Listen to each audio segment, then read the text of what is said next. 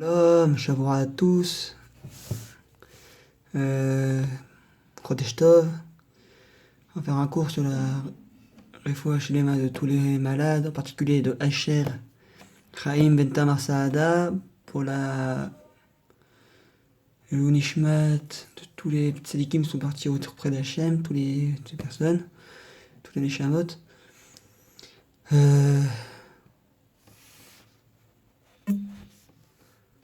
Ce Dvar Torah, on va parler de quelque chose qui est lié à la fois au mois actuel, le mois de Tevet, et aussi avec la paracha actuelle, Vayigash. En quoi ces deux moments ont en rapport? Vous avez remarqué que on va pas déjà apprendre on va faire déjà le mois de Tevet, qui d'après le Zohar Kadosh, est attribué à la tribu de Gad. Comme vous savez, chaque tribu d'Israël représente un mois de l'année. Donc le mois de Tevet représente celui de Gad. En quoi ce mois lui est commun, lui est familier? En fait, tout particulièrement le mois de Tevet est un mois assez dur, assez faible. Tout simplement parce que, comme vous savez, il s'est passé des événements assez tragiques. La dispersion la traduction de la Torah en 70 langues par le roi Talmaï de Grèce, c'est-à-dire de Perse, je pense que c'est plus de Grèce. Et aussi en particulier par rapport aux 3 années où Nebuchadnezzar, le roi de Babel, et Marchémo, qui a privé tous les Bnei Israël de 3 ans de vivre et de nourriture, de subsistance. C'était aussi un moment où il y a eu certains disent que c'était pendant ce mois-là qu'il y a eu la brèche dans le mur, dans les frontières de la muraille de Jérusalem. En fait, le mois de Gad, le fait que Gad soit attribué ce mois-là, c'est pour lui ajouter une protection spéciale. Comme vous savez, la bracha de Yaakov à Gad écrit Gad Gud Yegudenu. Gad Gudud Yegudenu. Gad sera la rempart contre tous les ennemis qui voudront lui faire du mal. Donc on a besoin de la bracha de Gad pour renforcer ce mois-là. Comme vous savez, c'est aussi on parle aussi d'une protection spirituelle, une protection physique. Quand on va voir plus tard, quelqu'un qui descend de la tribu de Gad, Eliyahu Hanavi, qui va être la seule protection contre Achav et Izével, qui sera la seule personne qui sera capable de se battre, d'être seule contre les 500 prophètes de Baal, avec tout le monde et tout ça. En quoi c'est en rapport avec cette paracha? Le lien est qu'en fait, on parle de la paracha de Vayigash, du moment où Yosef a pris sur lui a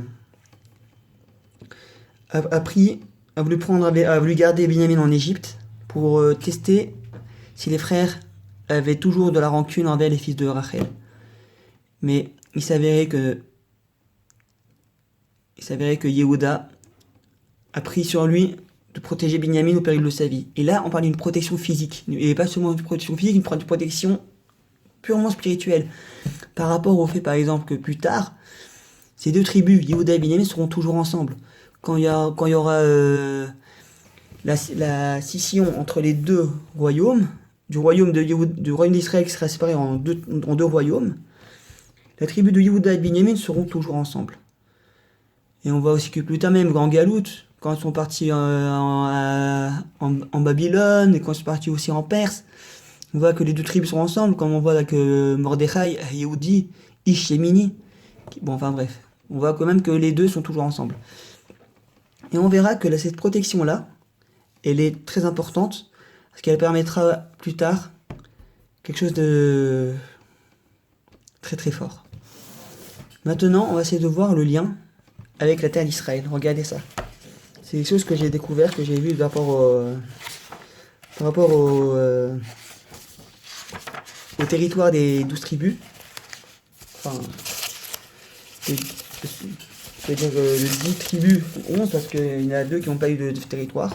Enfin bref, regardez ça, je vais vous montrer. Je sais pas si vous voyez bien, on voit, il y a une partie des Nachalot que j'ai entouré. On va remarquer que ces Nachalot là en rapport avec la venue avec la guerre qui s'est passée dans Parashat Vaïgash.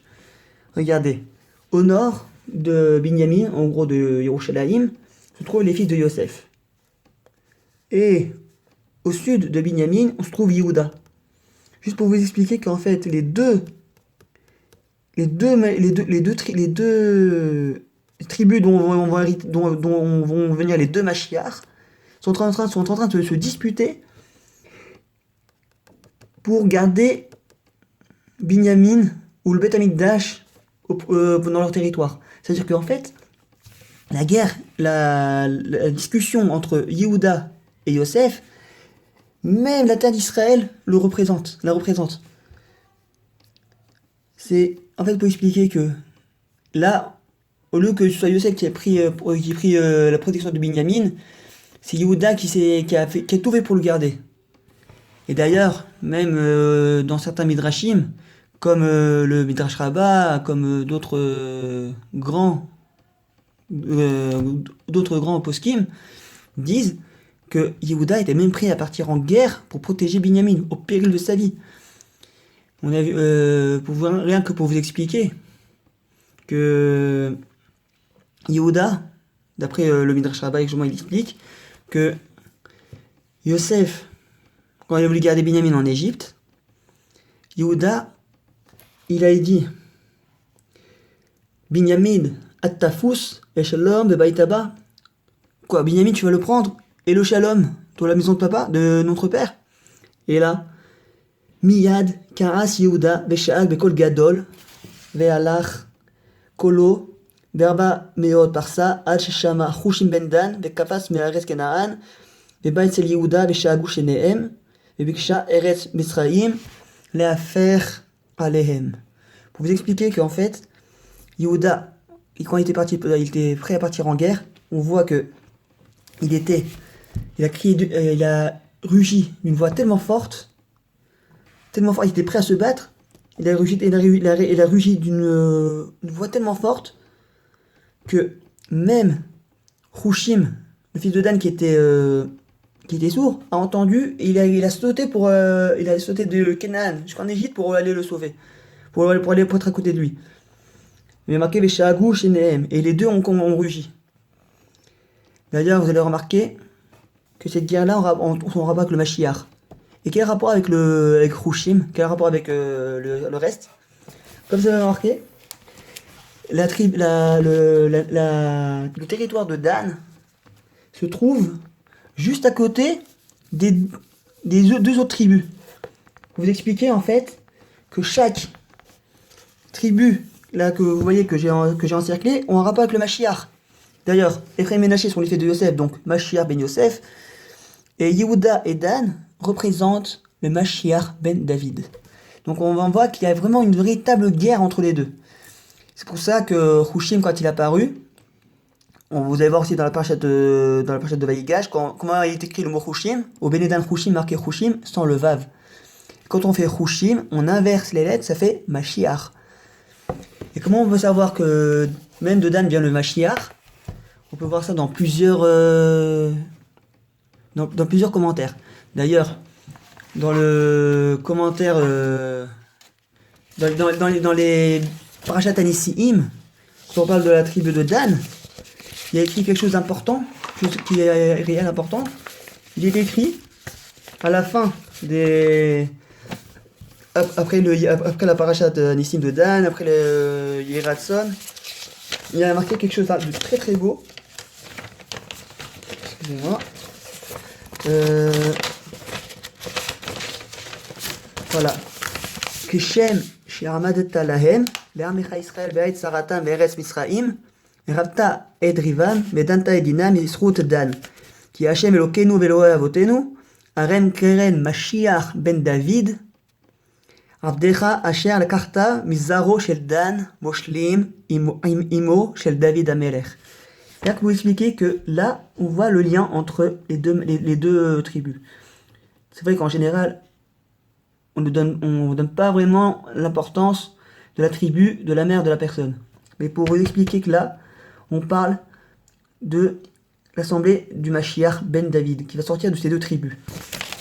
Si vous voulez, il y a encore plusieurs sujets. Quand on voit par exemple la construction du Mishkan par ces deux tribus, Betzalel, Ben Uri, Ben Trour, le Maté Yehuda, et d'un côté, Aolia Ben Achissamar de la tribu de Dan, même pour la construction du Beth Amikdash, les deux vont être ensemble. Shlomo Amelech, la tribu de Yehuda, et Hiram, chez Imo ou Imo Midan, d'après le Divrei Yamim. Il y a encore, on peut élargir le sujet dans plein de cas, comme avec Ruth, avec l'histoire de Boaz et de Manoach, comme l'explique la Baseret Babatra, Tzadika Aleph, Hamoud, Bet, si je ne me trompe pas. On voit que les deux, tant que Manoach n'a pas été invité au Mishté de Boaz, de l'un de ses mariages, du mariage de ses enfants ou de son mariage avec Ruth, il n'aurait pas pu avoir d'enfants. Et on a vu que quand Boaz a invité Manoach, le père de Shimshon, au mariage, à ses Sheva Brachot, ils ont pu avoir un enfant, ils ont pu avoir Oved.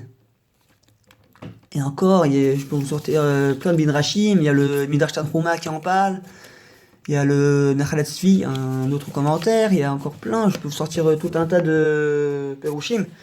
Et comme on voit, ces deux tribus-là, on parle du lion, Dan, Gourarié et Izanek Milabashan, et dans la Parashat Bereshit, Gourarié Yehuda. Les deux ont rapport avec le lion, en rapport avec le Mashiach ben David. Donc, on revient à ce qu'on a dit.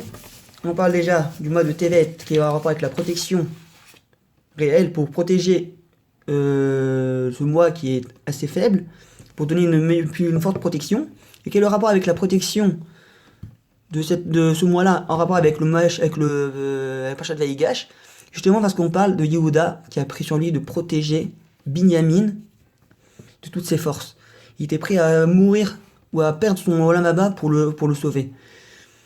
On voit que même quand il a crié, comme le Drachav explique, il a fait venir Hushim grâce à son cri, les deux étaient là pour protéger Binyamin contre le fait de garder Binyamin en Égypte.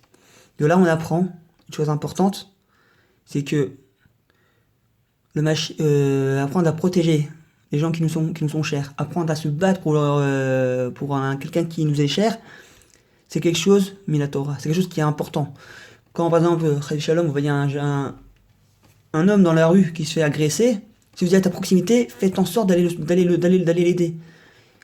Parce que, bon, c'est surtout une mitzvah de la Torah de laquelle Nafshotechem ne reste pas stoïque quand quelqu'un est en train de se faire attaquer. Essayez d'aller le défendre. C'est l'importance même d'un juif qui aide son prochain. Donc voilà. Et comme vous remarquez, le mois de Vaïgash, la partie de Vaïgash tombe toujours entre la fin de Kislev, le mois de Kislev et le début de Tevet, pour nous montrer la protection à avoir. Parce que, voilà, c'est fini. Le cours était sur la protection de Gad par rapport au mois de Tevet, et en rapport avec le combat des deux tribus dont vont sortir les deux Mashiach, et le rapport avec la protection de l'environnement autour et la protection du Beth Amikdash qui sera dans le territoire de Binyamin. Alors, Shabbat Shalom à tous, Chodesh Tov, et ce cours a été pour la Refoua Shlema de Tamar, de Asher Chaim Ben Tamar Saada, pour Refoua Shlema pour tous les autres malades, que Toshav leur donne la Refoua Shlema, la guérison complète. Qu'il y a un mariage pour tous les célibataires et les divorcés qui puissent reformer une famille. Et aussi, qu'Hachem envoie la Géoula Bekarov, Amen, Bezrat Hashem, et aussi qu'il puisse avoir un peu de pluie enfin qu'il puisse avoir d'appui parce que Hachem, le pays en a besoin.